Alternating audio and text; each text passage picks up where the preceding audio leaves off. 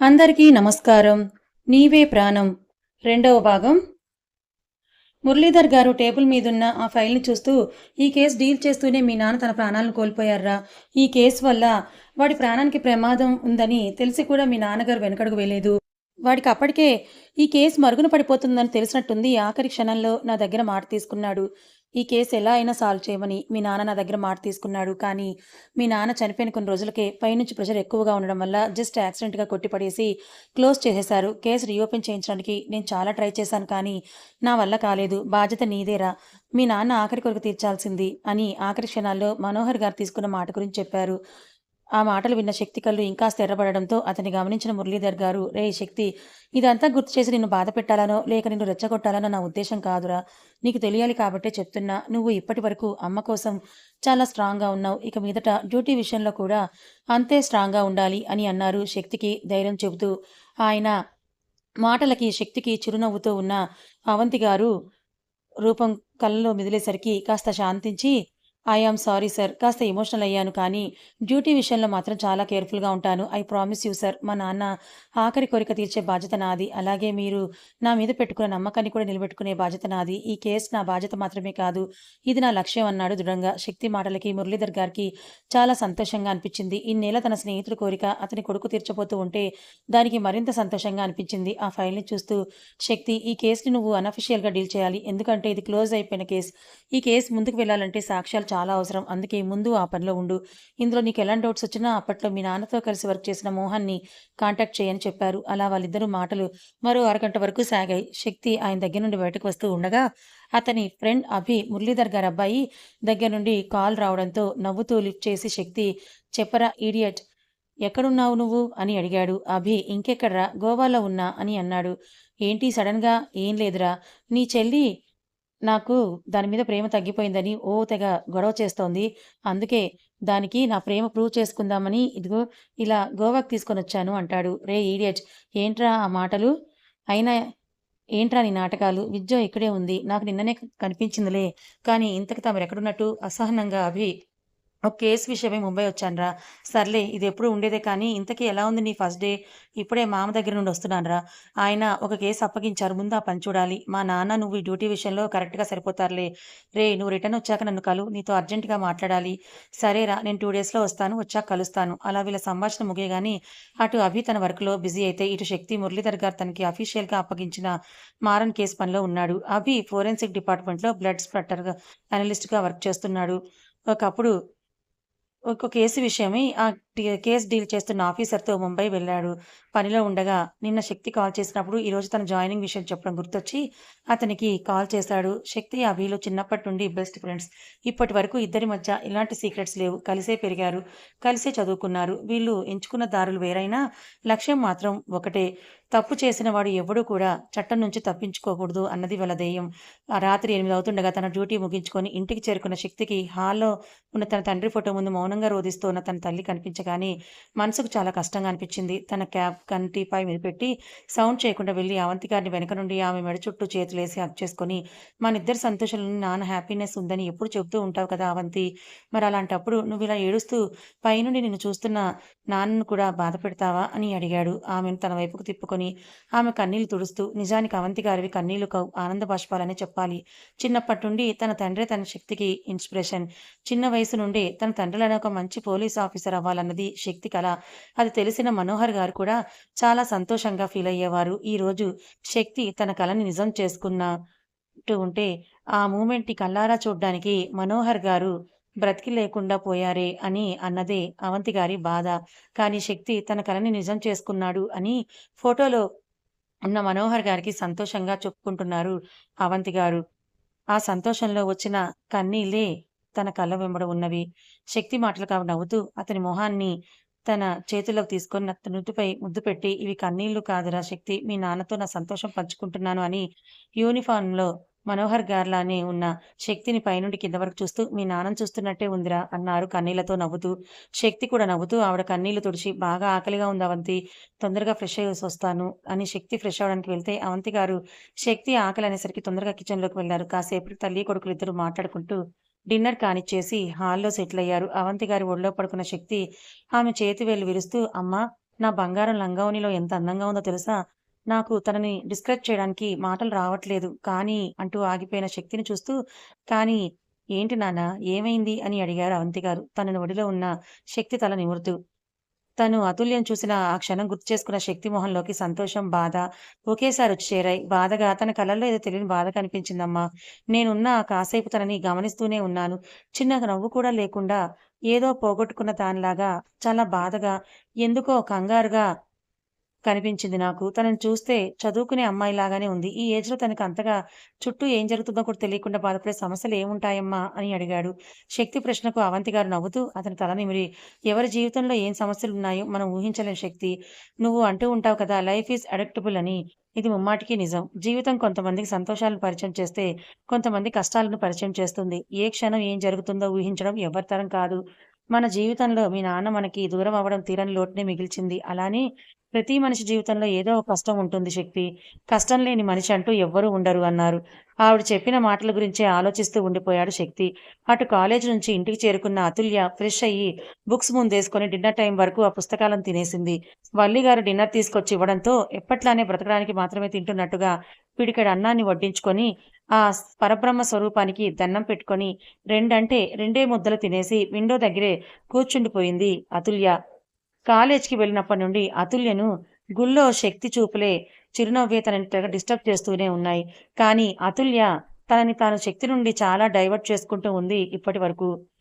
ఎక్కువ చదువులేని టైం గడిపేయడంతో కాస్త mind divert అయింది. ఇప్పుడు కూడా ఆమె ఆలోచనలు ఎంత వద్దన్నా తనని చూసిన క్షణం శక్తి చూపులు, అతని కళ్ళల్లో మెరుపు, అతని చిరునవ్వు ఇవే గుర్తొస్తూ తెగ డిస్టర్బ్ చేస్తుంటే తనని తాను తిట్టుకుంటూ కాసేపు అక్కడే గడిపేసింది. కాసేపటికి పడుకున్న నిద్ర పట్టక అవస్థ పడుతూ ఎప్పటికో నిద్రపోయింది. అర్ధరాత్రి అవుతుండగా అతుల్య మొదటిసారి ధైర్యం చేసి జీవితం మీద ఆశతో చాలా కష్టపడి ఆ బంగ్లా నుండి అక్కడున్న సెక్యూరిటీని తప్పించుకొని గుండెను గుప్పెట్లో పెట్టుకొని తన ప్రాణం కోసం పరుగు మొదలుపెట్టింది. అలా మొదలుపెట్టిన తను అలా పరుగులో వేగం తన వెనక వాళ్ళ సెక్యూరిటీ తనని పట్టుకోవడానికి రావడంతో ఇంకాస్త పెరిగింది. వెనక్కి పరిగెడుతూ ఎదురుగా ఉన్న ఎవరినో గుద్దేసి అప్పటికే బాగా నీరసించిపోవడంతో స్పృహ పడిపోయింది. అంతే ఒక్కసారిగా మంచి నిద్రలో ఉన్న అతుల్య ఉలిక్కిపడి లేచి కూర్చొని భయంతో చెమటలు పట్టిన తన శరీరాన్ని చేత్తో తడుముకుంటూ తనకొచ్చింది కల అని అర్థం కాగానే తల పట్టుకుని పక్కనే ఉన్న వాల్ క్లాక్‌లో టైం చూసింది. తెల్లారి 3 దాటడంతో ఆ పక్కనే ఉన్న తన తల్లిదండ్రుల ఫోటోను చూసి కన్నీళ్లు పెట్టుకుంటూ అసలు జీవితం మీదే ఆశ లేని నాకు ఈ జైలు నుండి తప్పించుకోవాలన్న ఆలోచన ఎందుకొస్తోందబ్బా? ఎందుకు నాకు 1 ఇయర్ నుండి ఇదే కల వస్తూ నన్ను ఇబ్బంది పెడుతోంది. ఈ టైంలో వచ్చిన కలలు నిజమవుతాయంటారు. ఈ కల ఎప్పటికీ నిజం కాకూడదు. నాలో నా చిన్నప్పుడే చచ్చిపోయిన ఆశలు మళ్ళీ పుట్టకూడదు. ఇలాంటి ఆలోచన వచ్చినా కూడా నా వల్ల నన్ను కాపాడాలనుకునే ఇంకో ప్రాణం బలైపోతుంది. తెలిసి తెలిసి మళ్ళీ అదే తప్పు నేను చేయలేను అమ్మా అని తనని తాను సముదాయించుకొని రోజు తనకి ఆ కల వేకప్ కాల్‌లా అదే టైంకి నిద్రలేపడంతో అలవాటుగానే బ్రష్ చేసుకొనొచ్చి బుక్స్ ముందేసుకొని కూర్చుంది అతుల్య. ఆ టైంలో ఆమె రూమ్‌లో రోజూ అదే టైంకి లైట్ వెలగడంతో అలవాటుగానే వెట్రిగారు వాటర్ తాగడానికి లేచొచ్చి చదువుకుంటున్న అతుల్యను చూసి వెళ్ళిపోయారు. శక్తి నైట్ ఎక్కువసేపు తల్లితో ముచ్చట్లు పెట్టుకున్న తనకి మురళీధర్ గారు అప్పగించిన మారన్ కేసు విషయమై తన సబార్డినేట్స్‌లో తనకి ఫస్ట్ మీట్‌లోనే నమ్మకం కలిగిన ఇద్దరిని ఆల్రెడీ కేస్‌కి సంబంధించిన కొన్ని డీటెయిల్స్ సీక్రెట్‌గా కనుక్కోమని చెప్పడంతో వాళ్ళు ఆ విషయమై శక్తికి కాల్ చేశారు. శక్తి ఇద్దరితో చాలా సేపు ఆ కేసు గురించే డిస్కస్ చేశాడు. శక్తిలో వర్క్ పరంగా ఉన్న సిన్సియారిటీకి అతని మీద మొదటి పరిచయంలోనే అభిమానం పెంచుకున్నారు వాళ్ళు కూడా.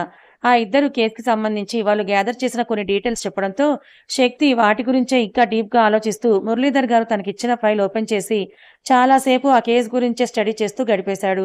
నైట్ లేట్‌గా నిద్రపోయినా ఉదయాన్నే నిద్రలేచే అలవాటు ఉన్న శక్తి తొందరగానే నిద్రలేచి వర్కౌట్స్ చేయడానికి జిమ్‌కి వెళ్ళిపోయాడు. అక్కడి నుండి యథావిధిగా తన డే స్టార్ట్ అయింది. ఫ్రెష్ అప్ అయ్యి బ్రేక్‌ఫాస్ట్ చేసేసి తను స్టేషన్‌కి వెళ్తే అవంతి గారు కాలేజ్‌కి వెళ్ళిపోయారు. రోజంతా ఆ కేసు మాత్రమే కాకుండా పెండింగ్‌లో ఉన్న కేసులు కూడా స్టడీ చేస్తూ వాటిలో కొన్ని కేసులు ప్రస్తుతం శక్తి డీల్ చేస్తున్న కేసుకి లింక్ అయి ఉండడంతో ఆ విషయం మాత్రం సీక్రెట్‌గా ఉంచి ఆ కేస్ ఇన్వెస్టిగేషన్ మీద ఇంకాస్త ప్రెషర్ పెంచాడు. అలా మరో 15 రోజులు శక్తి ఆ కేస్ బిజీలోనే ఉండిపోయాడు. ఈ 15 రోజుల్లో శక్తి చాలా వరకు కేస్‌కి సంబంధించిన ప్రతి చిన్న డీటెయిల్స్ కనుక్కున్నాడు. అలాగే తన సెక్టార్‌లో పెండింగ్‌లో ఉన్న కేసెస్ కూడా చాలా వరకు క్లియర్ చేసేశాడు. కానీ మారన్ ఎలా ఉంటాడన్నది మాత్రం కనుక్కోలేకపోయాడు శక్తి. ఈ 15 రోజుల్లో శక్తికి అతుల్య గుర్తురాని టైం అంటూ లేదు. కానీ ఆ ఆలోచనల ప్రభావం తన డ్యూటీ మీద మాత్రం ఎట్టి పరిస్థితుల్లోనూ పడనిచ్చేవాడు కాదు శక్తి. టైం దొరికినప్పుడల్లా మొదటిసారి తన ప్రేమ దేవతను చూసిన ఆ శివయ్య గుడికి వెళ్ళేవాడు. అతుల్య కనిపిస్తుందన్న ఆశతో. అయితే కాదు. తమ సెకండ్ మీట్ కూడా అద్భుతంగా ప్లాన్ చేయమని శివయ్యకి రిక్వెస్ట్ చేసుకోవడానికి మాత్రమే. ఈ మధ్యలో శక్తి, అభిని కలిసి ఒక ముఖ్యమైన విషయం మాట్లాడాడు కూడా. ఒకరోజు అవంతి గారు కాలేజ్ క్యాంపస్‌లోకి ఎంటర్ అవుతూ అనుకోకుండా కాలేజ్ గేట్‌కి కాస్త దూరంలో ఒక అమ్మాయిని నలుగురు వ్యక్తులు టీజ్ చేస్తూ కనిపించారు. అంతే ఆవిడ వెంటనే కారు దిగి లోపలికి వెళ్లి కోపంతో వాళ్ళని 4 పీకారు. ఆ నలుగురు వ్యక్తులు అదే కాలేజ్‌లో చదువుకునే అబ్బాయిల్లో, లేకపోతే ఆకతాయిలో అయ్యుంటే ఖచ్చితంగా అవంతి గారి కోపానికి భయపడి అక్కడి నుంచి పారిపోయి ఉండేవారు. కానీ ఆ నలుగురు వీధి రౌడీలు కావడంతో తమని అలా ఆ అమ్మాయి ముందు కొట్టేసరికి వాళ్ళకి చాలా పౌరుషం పొడుచుకొని వచ్చి అవంతి గారి జుట్టు పట్టుకున్నాడు. అదే వాళ్ళు చేసిన తప్పు. వాడలా చేయడం ఆలస్యం. అవంతి గారి తన జుట్టు పట్టుకున్న వాడి చెయ్యి వెనక్కి మడిచి గట్టిగా పొట్టలో ఒక పంచిచ్చేసరికి వాడు ఆ నొప్పికి తట్టుకోలేక కింద పడి గిలగిలా కొట్టుకుంటూ ఉన్నాడు. అది చూసి మరొకడు ఆ మీదకి రాబోతే వాడి ముక్కు మీద బలంగా ఒక పంచిచ్చారు అవంతి గారు. ముక్కు నుండి బ్లడ్ వస్తూ ముల్లోకాలు వాడి తలపైన చుట్టూ తిరుగుతున్నట్టుగా అనిపిస్తుంటే వాడక్కడే స్పృహ పడిపోయాడు. అది చూసి మిగిలిన ఇద్దరు భయపడ్డారు. కానీ వాడిలో ఒకడు మేకపోతు గాంభీర్యం ప్రదర్శిస్తూ అవంతి గారి మీదకు రాబోతే ఆవిడ పిచ్చుగుళ్ళ ఉన్న వాడి జుట్టు పట్టుకొని ఈ చెంప ఆ చెంప గ్యాప్ ఇవ్వకుండా వాయించడంతో వాడికి ఇక చచ్చిపోతే బావుండు అని అనిపించింది. ఆవిడ కొట్టే దెబ్బలకు తట్టుకోలేక వాడు తూలుతూ ఆవిడ చేతి నుండి కింద పడగానే ఆ మిగిలిన ఒక్కడు కూడా అక్కడి నుండి పారిపోయే ప్రయత్నం చేయబోతుండగా అప్పటికే అక్కడికి వచ్చిన స్టూడెంట్స్, సెక్యూరిటీ కలిసి వాణ్ణి పట్టుకొని పిచ్చకొట్టుడు కొట్టి నలుగురికి చేతులు, కాళ్ళు కట్టేసి గ్రౌండ్‌లో ఉమ్ములన పడేశారు. ఇంతలో బెల్ రింగ్ అవడంతో అవంతి గారు అందరినీ కూడా ఎవరి పని వాళ్ళు చూసుకోమని పంపించేసి ఆ నలుగురు రౌడీలని ఏడిపించిన అమ్మాయిని కాస్త జాగ్రత్తగా ఉండమని క్లాస్‌కి పంపించి సెక్యూరిటీని కాలేజ్ క్యాంపస్‌కి దగ్గరలో ఇలాంటివి జరుగుతున్నప్పుడు కాస్త అలర్ట్‌గా ఉండమని బాగా గడ్డిపెట్టి పంపించేసి పోలీస్ స్టేషన్‌కి కాల్ చేసి విషయం చెప్పి ఆ నలుగురి మీద కంప్లెయింట్ ఇచ్చారు అవంతి గారు. కాసేపటికి పోలీసులు వచ్చి వాళ్ళని అరెస్ట్ చేసి అవంతి గారిని ఒక పోలీస్ స్టేషన్‌కి వచ్చి వెళ్ళమని చెప్పి వాళ్ళు వెళ్ళిపోయారు. ఇలాంటి ఎన్నో విషయాలు చాలా ఏళ్లుగా కాలేజ్ బరువు బాధ్యతలు చేపట్టినప్పటి నుండి మామూలే కావడంతో అందరూ లైట్ అయితే తీసుకోలేదు కానీ మామూలుగానే ఉన్నారు. కానీ సంవత్సరానికి ఒక కొత్త బ్యాచ్ అడుగుపెట్టి కాలేజ్ కాబట్టి వాళ్ళు మాత్రం అవంతి గారు చేసిన ఫైట్‌ని ఆమెను హైలైట్ చేస్తూ సాయంత్రంలోగా కాలేజ్‌లో స్టూడెంట్స్ అందరికీ ఈ విషయం పొక్కేలా చేశారు. ఆ విషయం మధ్యాహ్నం అదే కాలేజ్‌లో చదువుతున్న క్లాస్ లేకపోవడంతో లైబ్రరీలో తనకంటూ స్పెషల్‌గా కేటాయించిన ప్లేస్‌లో కూర్చొని చదువుకుంటున్న అతుల్య చెవిన పడేసరికి అప్పటి వరకు సీరియస్‌గా పుస్తకంలో దూరిపోయిన ఆమె పెదాల మీదకి సన్నటి చిరునవ్వు వచ్చి చేరింది. ఆమె మొహంలో చాలా రేర్‌గా కనిపించే ఆ నవ్వు చూడగానే ఆమెనే గమనిస్తున్న మరొక వ్యక్తి మాత్రం చాలా సంతోషపడ్డారు. అంతలో తను మాత్రమే కూర్చునే టేబుల్ దగ్గర మరో వ్యక్తి కూర్చున్నట్లుగా అలికిడి రావడంతో తలెత్తి చూసిన అతుల్యకు చెరగని చిరునవ్వుతో ఆ కాలేజ్ డీన్ అయిన అవంతి గారు చేతిలో రవ్వ లడ్డూల బాక్స్‌తో కనిపించేసరికి అతుల్య అదే చిరునవ్వుతో హాయ్ మా! వాళ్ళు ఉన్నారా? పోయారా? అని అడిగింది. ఈ 3 ఏళ్లలో అతుల్యకి తనకంటూ ఓ మనిషి ఉన్నారని ఫీలయ్యింది అవంతి గారిని మాత్రమే. వల్లి గారు ఎంత తల్లిలా ఆవిడని పెంచినా ఆవిడ్ని పిన్నిలా మాత్రమే చూడగలిగింది. దానికి కూడా ఒక కారణం ఉంది. అది టైం వచ్చినప్పుడు మీకే తెలుస్తుంది. కానీ అవంతి గారు ప్రేమగా ఒక మాట పలకరిస్తే చాలు అతుల్యకి ఆ రోజు ఎక్కడలేని సంతోషం కలుగుతుంది. వాళ్ళ పరిచయం పెద్ద విశేషం కాకపోయినా కొద్ది రోజుల్లోనే వారి మధ్య తల్లి బిడ్డల అనుబంధం ఏర్పడిపోయింది. వారిద్దరికీ ఒకరంటే ఒకరికి అభిమానం అనే కంటే అంతులేని ప్రేమ అని చెప్పొచ్చు. అవంతి గారిలో తన తల్లిని చూసుకునే అతుల్య ఆమె ఈ 3 ఏళ్లలో తన మనసులో ఉన్న బాధకు కారణం ఎంత అడిగినా చెప్పలేకపోయింది. అవంతి గారు ఇంకా ఎక్కువగా ఒత్తిడి చేస్తే ఆమెతో కూడా మాట్లాడడం మానేస్తుందేమో అని ఆమె కూడా ఇక ఆ విషయం గురించి మళ్ళీ మళ్ళీ అడగడం మానేశారు. ఇక అతుల్య బాడీగార్డ్ సెంథిల్ ఆమెను లైబ్రరీలో మాత్రం ఫ్రీగా వదిలేస్తాడు. ఎందుకంటే లైబ్రరీలో అతుల్య కూర్చున్న ప్లేస్ దరిదాపుల్లో కూడా కనీసం ఎవరు ఉండరు. అతుల్య అవంతి గారితో అక్కడ మాట్లాడుతున్నా ఆమె కాలేజ్ డీన్ కాబట్టి ఆ విషయం పెద్దగా పట్టించుకోడు సెంథిల్. అలాగే అవంతి గారు, అతుల్య ఆ లైబ్రరీలో మాత్రమే మాట్లాడుకుంటారు. ఇక కాలేజీ ప్రెమిసెస్‌లో ఎక్కడ కనిపించినా కనీసం ఒకరిని ఒకరు చూసి నవ్వుకోరు కూడా. కారణం అతుల్య బయట తలెత్తి ఎవ్వరిని చూసే సాహసం కూడా చేయదు. దాంతో అవంతి గారు అతుల్యను ఇబ్బంది పెట్టడం ఇష్టం లేక బయట ఎక్కడా కూడా మాట్లాడే ప్రయత్నం ఆమె కూడా చేయదు. ఆ ప్రశ్నకు అవంతి గారు నవ్వుతూ "ఏమోరా నాకేం తెలుస్తుంది చెప్పు. నా పని నేను చేశాను" అంటూ ప్రేమగా ఆమె చేతిలో ఉన్న బాక్స్ నుండి రవ్వ లడ్డు తీసి అతుల్య నోటికి అందిస్తారు. ఆవిడను చూసిన ప్రతిసారి అతుల్య కళ్ళలో వచ్చే మెరుపుని అపురూపంగా చూస్తున్నారు ఓ వ్యక్తి. అవంతి గారు కాసేపు మాట్లాడి వెళ్ళిపోగానే సెంథిల్ వచ్చి అతుల్యమ్మ కాలేజ్ టైం అయిపోయిందని చెప్పడంతో అప్పటి వరకు అవంతి గారిని చూసిన సంతోషం పోయి ఎక్కడలేని అసహనంగా అనిపిస్తున్నా తనేం చేయలేదు కాబట్టి సైలెంట్‌గా లేచి సెంథిల్ వెనకే ఇంటికి బయలుదేరింది. ఇంటికి వెళ్ళిన అతుల్యను ఎందుకో ఆ రోజంతా శక్తి ఆలోచన డిస్టర్బ్ చేస్తూ ఉంటే జీవితంలో మొదటిసారి వద్దు అనుకుంటూనే మరో మనిషి గురించి ఆలోచించడం మొదలుపెట్టింది అతుల్య. "అసలు ఎవరు నువ్వు?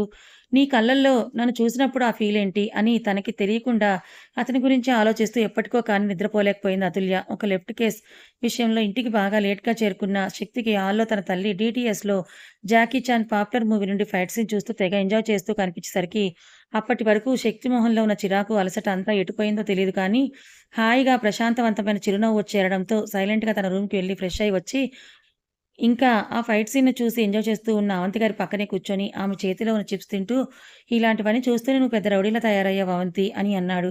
కొడుకు రావడం ఆవిడ ఆల్రెడీ గమనించడంతో శక్తిని చూసి నవ్వుకొని, మళ్ళీ టీవీ మీదకు దృష్టి సారించి, "ఈ రోజుల్లోనే కాదు, ఆడవాళ్ళు ఎప్పుడూ ఇలా ఉండకపోతే బయట సమాజం మమ్మల్ని చేతకాని వాళ్ళ కింద లెక్క కడుతుంది నాన్న. అందుకే లోపలెంత భయంగా ఉన్నా, పైకి మాత్రం ధైర్యం ప్రదర్శించడం చాలా ముఖ్యం" అన్నారు. ఆ మాటకి శక్తి ఆవిడ్ని అలానే చూస్తూ ఆమె మెడ చుట్టూ చేతులేసి, ఆమె భుజం మీద తల వాల్చేసి, "నాన్న మనల్ని వదిలి వెళ్ళిపోయాక నువ్వు ఈ సొసైటీలో ఒంటరిగా ఫైట్ చేస్తూ నన్ను, నీ బాధ్యతలను కూడా ఎంత చక్కగా నిర్వర్తిస్తూ వచ్చావో నాకు తెలుసమ్మా. నీలో ఆ ధైర్యం లేకపోతే ఈరోజు మనం ఇలా ఉండేవాళ్ళమే కాదు" అని కళ్ళు మూసుకున్నాడు. ఆ క్రిప్పల మాటన అవంతి గారు, మనోహర్ గారు చనిపోయిన దగ్గర నుండి ఆవిడ ఎన్ని స్ట్రగుల్స్‌ని ఫేస్ చేస్తూ శక్తికి తల్లిదండ్రులు ఇద్దరి ప్రేమని అందిస్తూ అతనికి ప్రతి విషయంలో ధైర్యాన్ని ఇస్తూ, మోటివేట్ చేస్తూ ఈరోజు శక్తి తన డ్రీమ్‌ని నెరవేర్చుకోవడానికి ముఖ్య కారణమయ్యారు.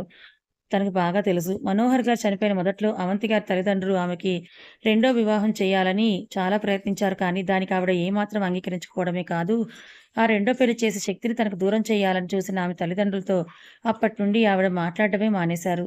శక్తిని మాత్రమే కాదు, ఆవిడ బాధ్యతలను కూడా ఎంత చక్కగా హ్యాండిల్ చేశారో, ఆ విషయాలన్నీ కూడా శక్తికి బాగా తెలుసు.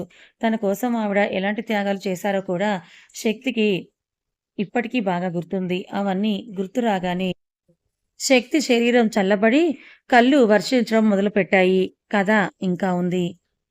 మరి అతుల్య పంజరంలో చిలకలాగా బతుకుతోంది కదా! మరి తనను ఆ పంజరం నుంచి విడిపించి, తన ప్రేమతో ఆమె అనుకున్నది చేయగలుగుతాడా శక్తి? శక్తి కోరుకున్నట్టే అతుల్యను తను కలుసుకోబోయే రెండో మీట్‌ని చాలా స్పెషల్‌గా డిజైన్ చేస్తాడా ఆ దేవుడు?